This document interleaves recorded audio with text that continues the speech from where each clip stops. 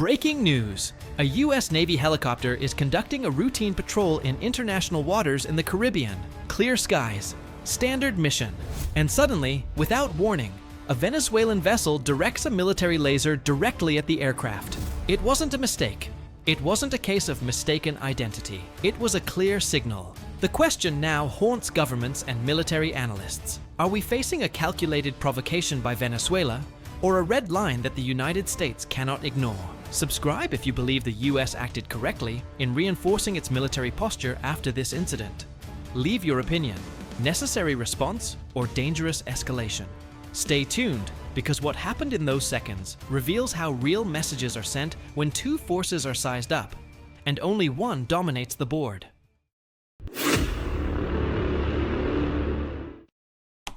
At 14:26 local time, a US Navy helicopter was conducting a routine maritime patrol over international waters in the southern Caribbean. Clear skies, stable altitude, no aggressive maneuvers. The aircraft's mission was simple: surveillance and presence. Exactly the kind of operation the US Navy has conducted thousands of times across the globe. And that's precisely what made the next moment so revealing. Without warning, the helicopter's onboard sensors detected a sudden spike in directed energy. Almost immediately, cockpit alerts activated. Optical systems began to degrade. The crew knew instantly what this was: a laser lock, not a rangefinder, not a navigation aid, but a focused, military-grade laser originating from a Venezuelan naval vessel operating nearby. In military terms, this is not harassment, it's rehearsal. Governments love to hide behind ambiguity in moments like this. Non-lethal, defensive, misinterpreted signal. Right. And pointing a loaded weapon at someone is just hand-eye coordination practice. The reality is simple. A laser directed at an aircraft mid-flight is a serious escalation. It risks blinding pilots. It risks damaging flight systems. And most importantly, it communicates intent. Now here's where things didn't go the way Caracas probably imagined. The US helicopter didn't panic. It didn't retreat chaotically. And it certainly didn't lose control. Instead, the crew executed a textbook response, altering altitude, adjusting heading, and immediately relaying targeting data back to US Naval Command. And that's when the clock started ticking. Within moments, US naval assets in the area shifted posture. Surface combatants activated advanced sensors. Electronic warfare systems came online. And somewhere far beyond the horizon, additional US air assets were already moving, quietly. No announcement, no drama, just action. The Venezuelan warship continued illuminating the helicopter for several seconds longer, long enough to make sure the message was sent. But messages work both ways, because almost immediately after, the laser stopped. Suddenly. Completely. Funny how confidence fades when you realize the other side doesn't need lasers to end the conversation. Let's be very clear about what this incident represents. Directed energy weapons are not toys. They're not crowd control devices. Using one against a manned military aircraft is a deliberate step toward escalation, one that carries consequences. And everyone in that Venezuelan command center knew it. So why do it? Because regimes like Maduro's thrive on symbolic confrontation. They need moments that look strong on state television. They need narratives of standing up to the United States, even if the actual balance of power tells a very different story. Here's the uncomfortable truth for Caracas. While Venezuela experiments with lasers, the United States dominates the electromagnetic spectrum. While one warship aims a beam of light, US forces can blind radars, jam communications, and shut down entire battle spaces without firing a shot. This wasn't bravery, it was exposure. And once again, the US response wasn't loud. There were no missiles launched, no warning shots. Instead, surveillance increased, patrols intensified, and Venezuelan naval movements were suddenly tracked very closely. When a regime realizes it's being watched in real time, everywhere, the tone usually changes. Now let's zoom out for a moment and understand what Venezuela's military actually looks like in 2025. because there's a significant gap between the rhetoric coming from Caracas and the operational reality on the ground. Or, should we say, on the water. Venezuela's Navy operates a mix of aging frigates, patrol boats, and coastal defense vessels. Most of these platforms were acquired decades ago, from countries that have since moved on to next-generation systems. Maintenance has been inconsistent at best. Spare parts are scarce. Training cycles have been shortened due to fuel shortages and budget constraints. In other words, this is not a blue water navy. This is a force designed for coastal defense and political theater. And yet, here we are, watching them point lasers at US helicopters. It's the kind of move that makes sense only when you understand the internal dynamics of the Maduro regime. Because this isn't about military strategy, it's about survival. Maduro's government has spent years consolidating power through a combination of repression, propaganda, and external scapegoating. And nothing unites a struggling population quite like an external enemy. Enter the United States. For decades, Venezuelan leadership has used Yankee imperialism as a convenient explanation for every domestic failure. Inflation? Blame sanctions. Food shortages? Blame Washington. Collapsing infrastructure? Obviously, it's American sabotage. Never mind the rampant corruption. Never mind the mismanagement of the world's largest oil reserves. Never mind the mass exodus of millions of Venezuelans fleeing the country. No, it's definitely the helicopters. And so, we get incidents like this one. Carefully staged confrontations designed to generate headlines, rally the base, and distract from the fact that the regime has driven Venezuela into the ground. But here's the thing about laser pointers and propaganda stunts. They only work if the other side plays along. And the United States? It's not playing. Instead, US Southern Command has quietly increased its operational tempo throughout the region. More patrols, more intelligence gathering, more coordination with regional partners. All of it conducted with the kind of precision that makes adversaries nervous. Because when you're operating outdated equipment with limited training, the last thing you want is to be under constant observation by the most advanced military on the planet. Let's talk specifics for a moment. The US Navy helicopter involved in this incident was likely an MH-60R Seahawk, a multi-mission platform equipped with advanced radar, sonar, electronic warfare systems, and precision targeting capabilities. This isn't just a transport helicopter. This is a flying sensor array capable of detecting, tracking, and targeting surface vessels, submarines, and airborne threats simultaneously. Its crew undergoes rigorous training in threat response, electronic countermeasures, and tactical maneuvering. In other words, when that laser hit, they didn't panic. They processed.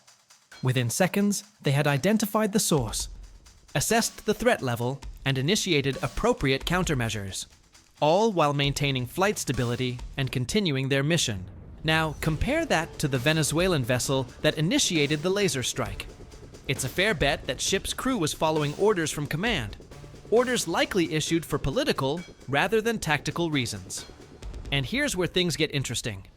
Because once that laser activated, every US asset in the region suddenly had a very clear picture of that Venezuelan warship's exact location, capabilities, and even its operational patterns. That information doesn't just disappear, it gets cataloged, analyzed, and integrated into operational planning. So while Maduro's propaganda machine might spin this as a bold act of defiance, the military reality is quite different. Venezuela just gave the US Brazil Navy free intelligence. And in modern warfare, intelligence is everything. Now let's consider the broader strategic context here. The Southern Caribbean has become an increasingly contested region over the past decade. Venezuela, backed by Russia and China, has attempted to expand its influence through military agreements, oil deals, and political alliances with other leftist governments in the region. Meanwhile, the United States has maintained its traditional partnerships with Colombia, Brazil, and several Caribbean nations, all while conducting freedom of navigation operations to ensure international waters remain open. This incident didn't happen in a vacuum. It's part of a larger pattern of Venezuelan provocation designed to test US resolve and signal strength to domestic and international audiences. But here's what Caracas keeps miscalculating. The United States doesn't need to respond to every provocation loudly. In fact, the most effective responses are often the quietest. Increased surveillance means Venezuelan naval movements are tracked continuously. Electronic warfare capabilities mean communications can be monitored or disrupted at will. And strategic positioning means US forces can respond to any escalation faster than Venezuela can even issue the order. This is the difference between a military that projects power globally and one that struggles to maintain operational readiness beyond its own coastline. Now, some might argue that this incident could spiral into something larger, that Venezuela might interpret increased US presence as aggression and respond with further escalation. But that analysis ignores one critical factor: capability. Venezuela's military simply doesn't have the resources to sustain a prolonged confrontation with the United States. Their economy is in shambles. Their military is under-equipped and under-trained. And their international support, while vocal, is limited in practical terms. Russia and China provide diplomatic cover and some military equipment, sure. But neither country is going to risk direct confrontation with the United States over Venezuela. They know the math doesn't work. So what we're left with is a regime that makes bold gestures because it can't afford bold actions. Laser strikes instead of missile locks, propaganda instead of preparation, rhetoric instead of readiness. And every time they make one of these moves, they reveal more about their limitations than their strengths. Meanwhile, the US military continues to operate with precision, professionalism, and overwhelming technological superiority. There's no need for chest thumping, no need for dramatic announcements, just quiet, relentless competence. And that's what makes regimes like Maduro's so uncomfortable. Because you can't propagandize your way out of a capability gap. You can't laser point your way to strategic parity. And you definitely can't bluff when the other side has already called your hand and knows exactly what cards you're holding. Let's talk about what happens next. Because this incident, while contained, has set certain processes in motion. First, the US Southern Command will conduct a full threat assessment of Venezuelan capabilities in the region. That means analyzing not just this specific vessel, but the entire Venezuelan naval posture, positioning, readiness levels, command and control structures. Second, coordination with regional allies will increase. Colombia, in particular, has a vested interest in preventing Venezuelan instability from spilling across borders. Expect increased intelligence sharing, joint exercises, and coordinated maritime patrols. Third, and perhaps most significantly, the United States will adjust its rules of engagement for future encounters. That doesn't mean escalation. It means clarity. If Venezuelan forces continue to engage in dangerous maneuvers like laser strikes, US commanders will have predefined response protocols that ensure crew safety while maintaining operational integrity. In plain terms, next time, the response might not be as restrained. And Caracas should understand that. Because the United States military operates on a principle of measured response. But that measurement has limits. Push too far, and you'll discover exactly where those limits are. And by then, it's too late to de-escalate. Here's the final piece of this puzzle: international law. The incident occurred in international waters. A critical detail. Under the United Nations Convention on the Law of the Sea, all nations have the right to navigate and conduct lawful operations in international waters. That includes surveillance, patrol operations, and freedom of navigation exercises. Venezuela's laser strike wasn't just reckless. It was a violation of established international norms governing military conduct in shared maritime spaces. Now, will there be a formal protest filed? Probably.